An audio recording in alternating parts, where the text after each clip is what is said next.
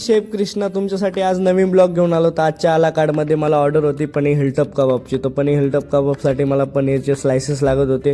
मी 8 slices काढून घेतले. मग चीज घेतलं. चीजमध्ये हळद टाकली, जिरा पावडर टाकली, गरम मसाला टाकला, ग्रीन चिल्ली टाकली, ग्रीन चिल्लीनंतर कस्तुरी मेथी टाकली, कस्तुरी मेथीनंतर अद्रक लसूण पेस्ट टाकली, अद्रक लसूण पेस्ट नंतर कोथिंबीर टाकली. हे सर्व मिश्रण मला एकत्र करून घ्यायचं, कारण की मसाला सगळा एक झाला पाहिजे. त्याच्यामुळे मी व्यवस्थित त्याला मिक्सचर करून घेतलं. त्याच्यानंतर मला स्टफिंग करायची होती पनीरवर, तर मी त्याची स्टफिंग लावून घेतली, कारण की 4 पीस करायचे ना, 4चे 8 होतात. तर मला 4ही पीसला स्टफिंग करून घ्यायची होती. स्टफिंग केल्यानंतर तो गळू नये म्हणून त्याला वरतून मी रेड मसाला लावला. रेड मसाल्यामध्ये व्यवस्थित त्याला भिगून घ्यायचं. मग आपल्याला तंदूरमध्ये टाकायचं, तर मग शीकला लावून घेतलं. शीकमध्ये एक पीस लावला, फोडून त्याला कांदा लावला, कारण की ते पडू नये म्हणून त्याला कांदा लावला.